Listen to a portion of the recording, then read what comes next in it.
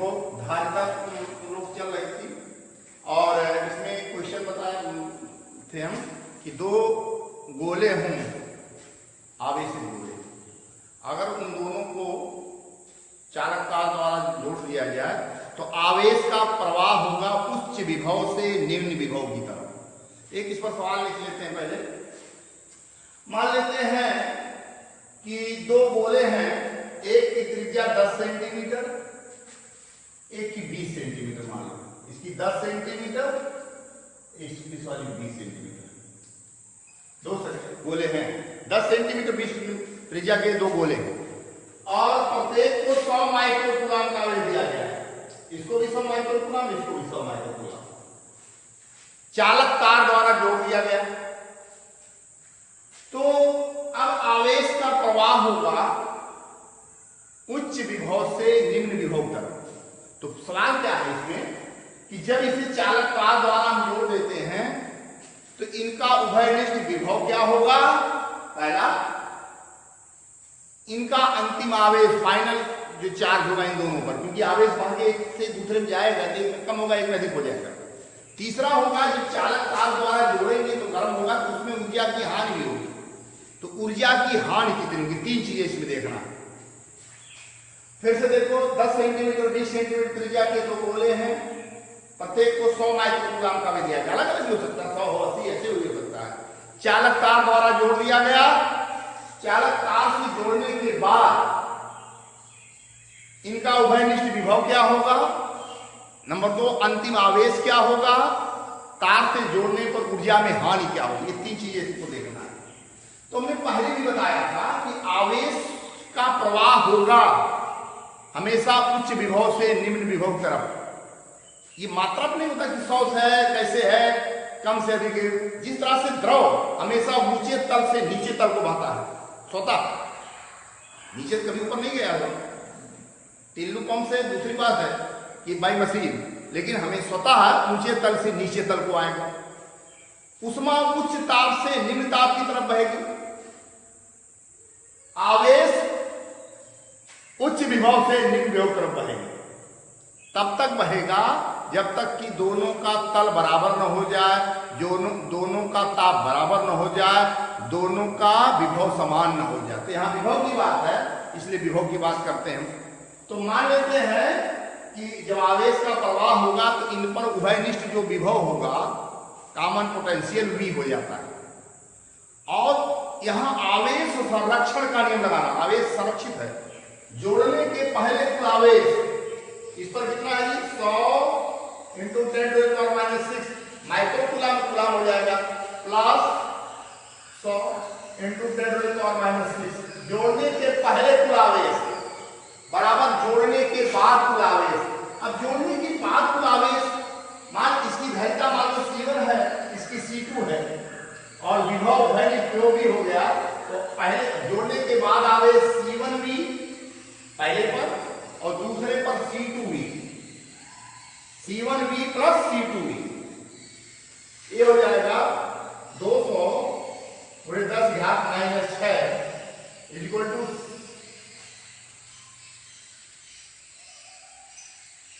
V common ले लेते हैं। मेरा C1 देखो गोला है, गोले की धारिता में बताया था 4 पाई एप्सिलॉन 0 इंटू A त्रिज्या, और 4 पाई एप्सिलॉन 0 का मान लिखेंगे 9 इंटू 10⁻9 इंटू ये 10 सेंटीमीटर 10 × 10⁻2 प्लस इसको भी लिख देंगे 1/9 इंटू 10⁻9 20 इंटू 10⁻2 की तरह।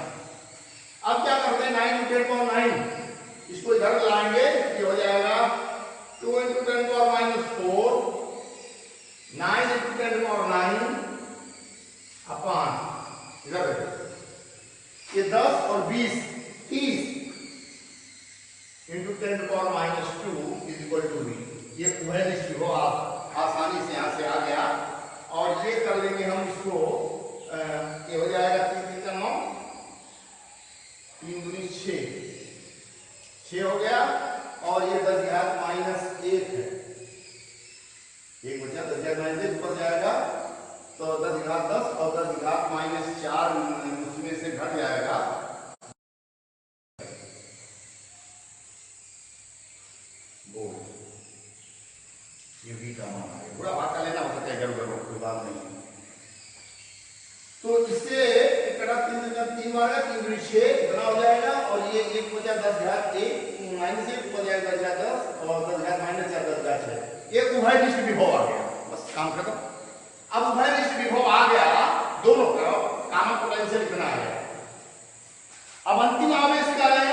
अंतिम आवेश क्या होता है? एक C1V और C2V अलग है। C1V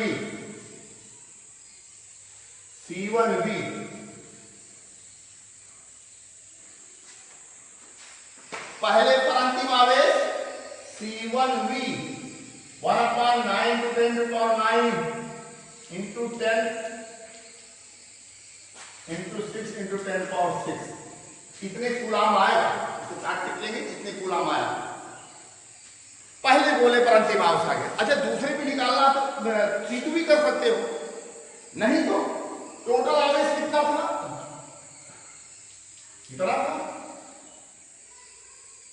इतना कूलाम का टोटल दोनों मिला। जोड़ने के पहले टोटल इतना था और जोड़ने के बाद पहले पर इतना आ गया। हल्का लेना, इसमें जो भी आएगा तो दूसरे कितना है, इसमें से बड़ा नहीं हो, तो C2 भी निकालने की जरूरत नहीं है। तीसरी इंपॉर्टेंट चीज थी ऊर्जा में हानि। ऊर्जा वाला सूत्र कभी पढ़े नहीं है फिलहाल, लेकिन कभी बता देते हैं। देखो, जोड़ने के पहले की ऊर्जा कितनी थी, ये वाला फार्मूला लगाना, क्योंकि आवेश दिया है। 3 फार्मूले होते हैं, देखो, हाफ QV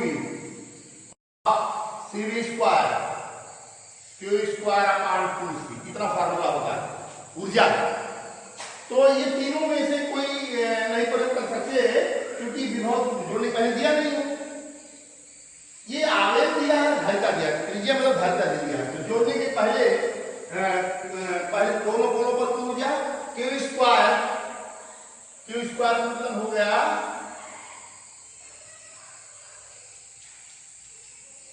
Q²/2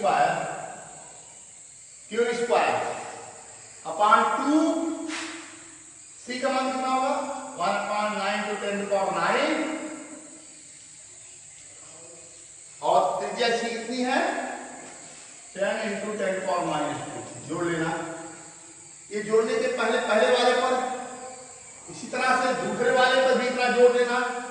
वहां सब कुछ हो जाएगा 20 × 10⁻² हो जाएगा। तो जोड़ने के पहले दोनों गोलों की कुल ऊर्जाएं आ जाएगी। जोड़ने के बाद की ऊर्जा बाद वाली ऊर्जा हो जाएगी हाफ C1V² और हाफ C2V²। हाफ C1V² और हाफ C2V²। तो कैलकुलेशन बच्चों, किस तरह से कैलकुलेशन किया जाता है, मास्टर तुम लोग सीखते क्या? हाफ यहाँ C1 का मान रखेगा, फिर यहाँ V का मान रखेगा, हल करेगा, प्लस हाफ यहाँ C2 मान रखेगा, फिर V का मान रखेगा। अरे V कॉमन है, एक बार रखो, याद रखो, V²/2 ऐसे कर लेंगे, 2V कॉमन है, V²/2। ये छोटी कैलकुलेशन थी, यही आदत डालना चाहिए। बड़े कैलकुलेशन आएंगे, अगर बड़ा बना दोगे तो भले नहीं हो पाएगा, इसे सीखना चाहिए। V²/2 यहाँ लिख देंगे C1 + C2। अब C1 का मान रख देंगे 1/4/0 करके, 4/0 1/9 × 10⁹ त्रिज्या करके निकाल लेंगे। तो ये V का मान आया ही 6 × 10⁶ उभयनिष्ठ विभव। ये जोड़ने के बाद कुल ऊर्जा, ये जोड़ने के पहले कुल ऊर्जा। ऊर्जा में हानि हो गया, किस वाली ऊर्जा में से इस वाली ऊर्जा घटा देना। तो जोड़ने के बाद ऊर्जा में हानि, ये मालूम हो जाएगा। ये बहुत अच्छा क्वेश्चन था ये। अब पढ़ेंगे संधारित्रों का संयोजन। संधारित्रों का संयोजन या कंडेंसर को, जिस तरह से हम लोग हाई स्कूल में प्रतिरोधों का संयोजन पढ़े थे, वैसे यहाँ इसका भी पढ़ेंगे। मान लेते हैं पहला है श्रेणी क्रम संयोजन।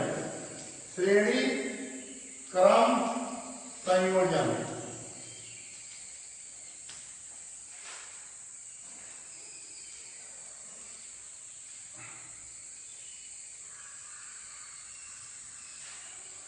C1 C2 C3। आज कंडेंसर इस तरह से कैसे है, पहली की दूसरी प्लेट, दूसरी की पहली प्लेट, दूसरी की दूसरी, पहले की तीसरी की पहली प्लेट, इस तरह से अगर जुड़े होते हैं उनकी प्लेटें, यह संयोजन क्या कराता है? श्रेणी क्रम कराता है। और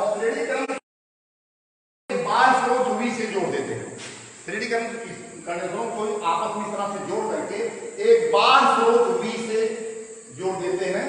इसका विभवांतर कितना V।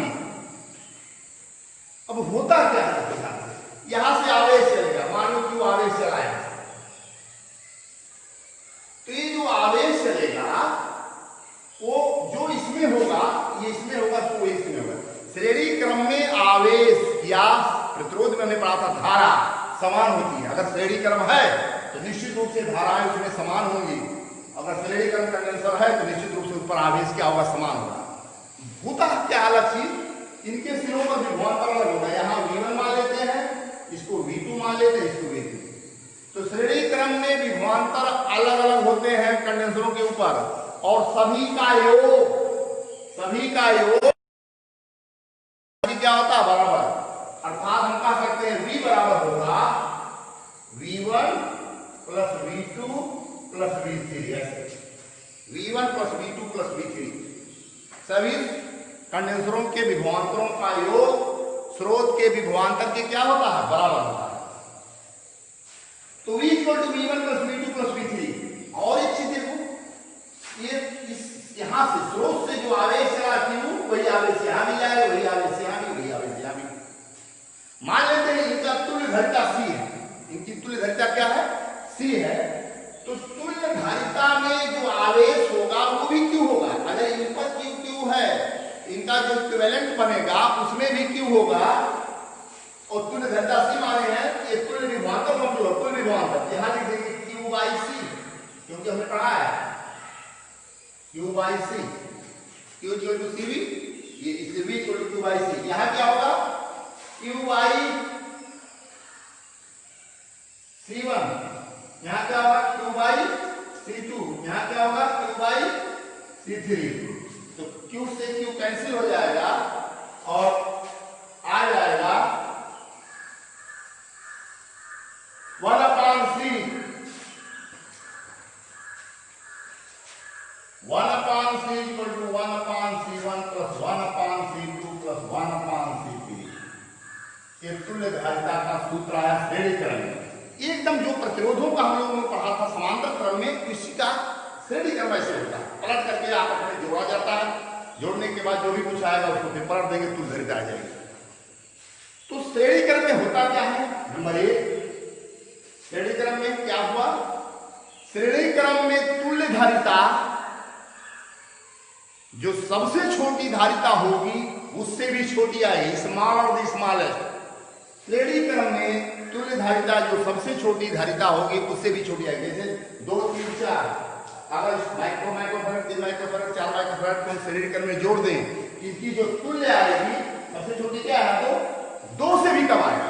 ये तो कंफर्म मान लो कि इसका आंसर 2 से कम आना है। तो श्रेणी क्रम में तुल्य धारिता जो सबसे छोटी धारिता है उससे भी कम आएगी। पहला, कभी ऐसी भूल से गलती नहीं करना कि 2, 3, 4 है, जोड़ दो, बुरा भाग ऐसा कुछ करो कि 2 से अधिक, 3 से अधिक या 4 से ऐसे कुछ कम आ जाए। दूसरा क्या है, श्रेणी क्रम में आवेश समान होता है। श्रेणी क्रम में आवेश समान होता है सभी पर। नंबर 3, श्रेणी क्रम में संघायकों के सिरों पर विभवांतर अलग अलग होते हैं। श्रेणी क्रम में संघायकों के सिरों पर विभवांतर अलग अलग होते हैं और सबका योग स्रोत के विभवांतर के क्या होता है, बराबर होता है। ये लाइन उससे भी इंपॉर्टेंट आगे होने जा रही है। अभी देखो हमने पढ़ा था Q बराबर C1 V1, और दूसरे वाले भी क्या होगा, Q बराबर, तीसरे वाले में Q बराबर C3 V3। कहने का अर्थ है C1 V1 equal to C2 V2। तो V1 upon V2 is equal to C2 upon C1। ये आप डालो, ये लाइन, इसको अभ्यास करो, स्कूल वाला अभ्यास नहीं, इसको फिर देखो ऐसे किया जाएगा। तो श्रेणी क्रम में विभवांतर अलग अलग होता है। श्रेणी क्रम में विभवांतर क्या होता है, अलग अलग होता है, और उनकी धारिताओं के उल्टे अनुपात में होता है। ये लाइन सबसे इंपॉर्टेंट है। विभवांतर जो भी कुछ है उसको, स्रोत का जो भी कुछ विभवांतर है उसको उसकी धारिताओं के उल्टे अनुपात में बांट दो, तुरंत उनके सिरों पर अलग अलग विभवांतर आ जाएगा। तो कंपटीशन में इसी ढंग से करेंगे, ये भी लगाएंगे। अगर ऐसा नहीं लगाओगे तो 2 घंटे तक ऐसा करोगे तो समस्या आ जाएगी। तो श्रेणीकरण में विभवांतर अलग अलग होता है और उनकी धारिताओं के उल्टे अनुपात में। अब अगला है समांतर क्रम संयोजन।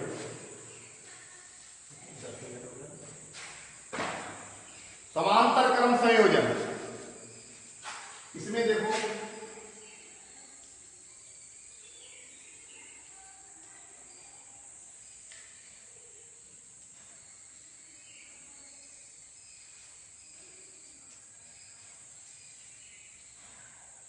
C1, C2, C3।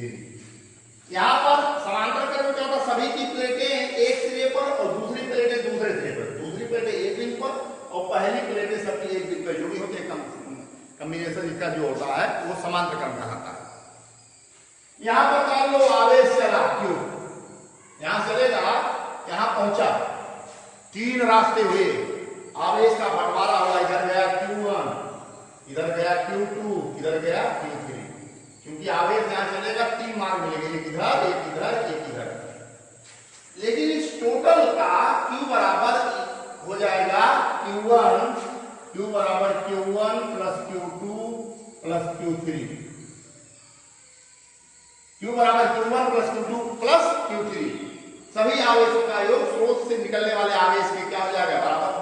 अच्छा, दूसरा एक लाइन सबसे इंपॉर्टेंट है, समांतर क्रम में सभी के सिरों के बीच विभवांतर समान होता है और वही होता है समांतर क्रम में जो स्रोत का होता है। ये लाइन भी देखो, स्रोत का विभवांतर ही समांतर क्रम में जितने लगे हैं सबके विभवांतर की क्या होगा, बराबर होगा। सभी के विभवांतर आपस में बराबर होंगे स्रोत की।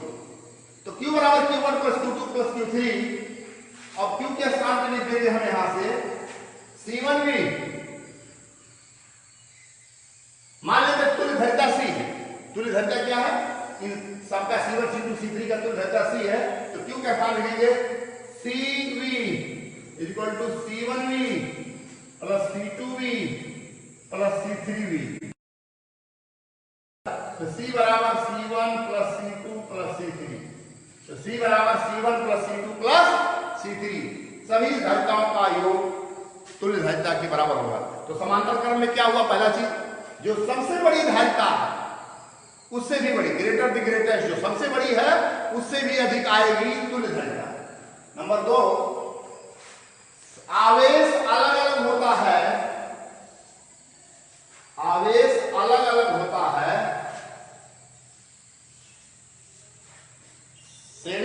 समांतर क्रम में आवेश का होता है अलग अलग और उनकी धारिताओं के अनुपात में होता है। कैसे, Q1 बराबर C1V, Q2 बराबर C2V, भाग दे दो। तो आवेश अलग अलग होता है, उनकी धारिताओं के अनुपात में होता है। ये लाइन याद रखो, आवेश अलग अलग होगा, जो भी कोई आवेश आएगा उसको उनकी धारिताओं के अनुपात में बांट देना। तीसरा कि जो समांतर क्रम है इसमें आवेश तो अलग अलग हुआ, विभवांतर समान होता है, विभवांतर समान होता है और वही होता है जो उनके स्रोत का होता है। विभवांतर समान होता है और वही होता है जो उनके स्रोत का। तो स्रोत का विभवांतर अगर V है तो उनकी धारिताओं का विभवांतर भी क्या होगा, V होगा। तो ये इस तरह के सवाल इसमें इसके दोनों नियमन हुई, इस पर जितने क्वेश्चन हैं इसको लगा के आओ। और जब भी स्कूल अब खुलेगा, उम्मीद है जुलाई में सकता खुले, तो चलेगा भी, बहुत से लोग नहीं पढ़ पा रहे हैं, कुछ लोग कर रहे हैं, तो थोड़ा थोड़ा सब बता देते हैं। चलना 1 घंटे, लेकिन संभव नहीं होना, और क्लास बताना है।